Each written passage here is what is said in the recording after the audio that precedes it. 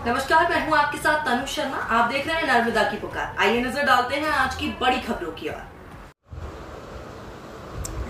Bharatiya Janata party के वरिष्ठ नेता सुदर्शन गोलानी ने पार्टी के बारे में क्या कहा, इसी प्रकार मध्य प्रदेश में चुनाव का समय नजदीक है। लखनऊ विधानसभा में लगभग 10 से 15 प्रत्याशियों का सवाल पर अपने दावेदारी रखी। जो इच्छुक दावेदार नेता थे उन्होंने अपनी दावेदारी रखी। वहीं प्रत्याशी के व्यवहार में अपने कार्य क्षेत्र पर निर्भर करता है, उनकी कार्यप्रणाली पर निर्भर करता है और उनकी ईमानदारी निष्ठा पर निर्भर करता है। वह लोगों की सुख दुख में कितना भागीदार रहता है, ये सारी चीज़ व्यवहारिक दृष्टिकोण से इन बिंदु पर निर्भर करता है। जिसमें कांग्रेस के विधायक योगेंद्र सिंह बाबा व्यवहारिक तो बहुत ज़्यादा है, निश्चित रूप से उनकी व्यवहारिक पूंजी एवं व्यवहारिक वोट बैंक भी है। इसी कड़ी में वरिष्ठ नेता सुदर्शन गोलानी ने विजय उइके के बारे में क्या कुछ कहा, अपने आप बने रहिए नर्मदा की पुकार न्यूज़ चैनल पर। देखिए, ऐसा है, जहाँ तक 10-12 प्रत्याशियों का सवाल है, जो इच्छुक दावेदार थे उनने अपनी दावेदारी की, लेकिन यहाँ के क्षेत्रीय कार्यकर्ताओं ने एक सामंजस्य बनाने का प्रयास किया कि ऊपर से लादने वाला काम ना हो। जिसको क्षेत्र के लोग वरिष्ठ कार्यकर्ता जिसको कहें वो इनमें से दे। उनकी एक बैठक हुई और ये तय हुआ कि जिसको भी टिकट मिलेगी बाकी सब लोग काम करेंगे। ये एक एफिडेविट के साथ बैठक में तय हुआ, बाकी लोग कोई सैबोटाज नहीं करेगा। ये अच्छी बात है संगठन की मजबूती के लिए।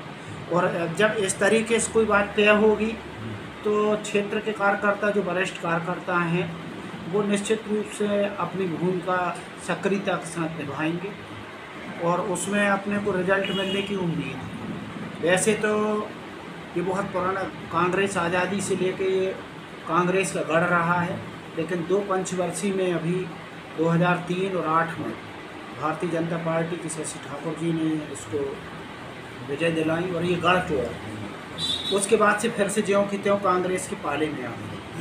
यहाँ सबसे बड़ा बाहुल्य क्षेत्र जो है वो आदिवासी वोट बैंक का है। आदिवासी वोट बैंक में गोंडवाना गणतंत्र पार्टी में भी कई खेमे बटे हुए हैं, इसलिए वो भी मजबूती के साथ नहीं लड़ पा रहे। और कमज़ोर जहाँ तक है, गोंडवाना मजबूती से लड़ती तभी कांग्रेस कमज़ोर होती है और उसका फ़ायदा भारतीय जनता पार्टी का तो फिक्स वोट है। बाकी रहा मैनेज करने का सवाल, तो ये तो कि प्रत्याशी के व्यवहार के ऊपर डिपेंड करता है, उसकी कार्यप्रणाली पर डिपेंड करता है, उसकी ईमानदारी और निष्ठा पर डिपेंड करता है कि वो लोगों के दुख सुख में कितना कब खड़ा रहा। ये सारी चीज़ें व्यवहारिक दृष्टिकोण से लोगों का दिल जीतने के लिए ये सबसे महत्वपूर्ण बिंदु है। उसमें बाबा व्यवहारिक तो बहुत ज़्यादा है और निश्चित रूप से उसकी व्यवहारिक पूंजी और व्यवहारिक वोट बैंक भी है।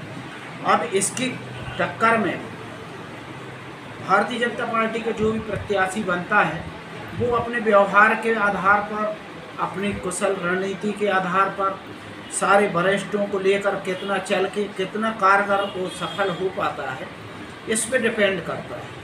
अभी वर्तमान में पूरी प्रदेश में 39 सीटें डिक्लेयर की भारतीय जनता पार्टी ने, जिसमें अभी 12 सीटों में अभी वो एक स्थिति बनी हुई है।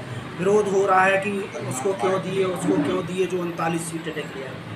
तो अभी भारतीय जनता पार्टी इस विवाद की स्थिति में फूंक फूंक कर कदम रख रही है। इसमें अभी केंद्रीय समिति को भी जाएगा, लेकिन ये प्लेटफॉर्म 10 लोगों का, जो 10-12 लोगों का, जो प्रत्याशियों का जो एक समूह बन के तैयार हुआ कि इनमें से आप जिसको देंगे, किसी को भी देंगे, पैरवी किसी की नहीं हो रही कि जिसको भी एक को देंगे तो बाकी सब सपोर्ट में काम करेंगे। ये बहुत अच्छी बात है। जनचर्चाओं का विषय है, यानी चौक चौराहे में जो खबर भी जा रही है कि पिछले विधानसभा चुनाव में विजय उइके को टिकट मिली थी और वो आनंद फानंद में टिकट मिली थी। सही बात। जिस कारण वो अपना प्रचार नहीं कर पाए या कार्यकर्ताओं को मना नहीं पाए, जिस कारण हो सकता है कि उनकी हार हो। देखिए, विजय उइके जी के जहाँ तक सवाल है, वो लखनऊ में अभी कुछ वर्षों से स्थापित हुए, न तो यहाँ के निवासी हैं।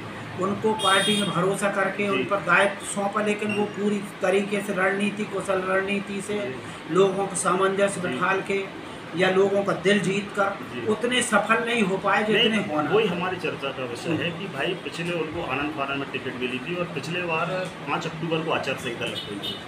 अभी भी आचार संहिता लगने में ज़्यादा समय नहीं बचा है और अभी भी क्या है, 12 लोग अपना वजनदारी रख रहे हैं पार्टी में, तो 12 फांके हैं, तो समय कम है। कहीं ऐसा ना हो कि पिछले बार जैसे कि पूरा चुनाव मनोबल था वो निकल जाए।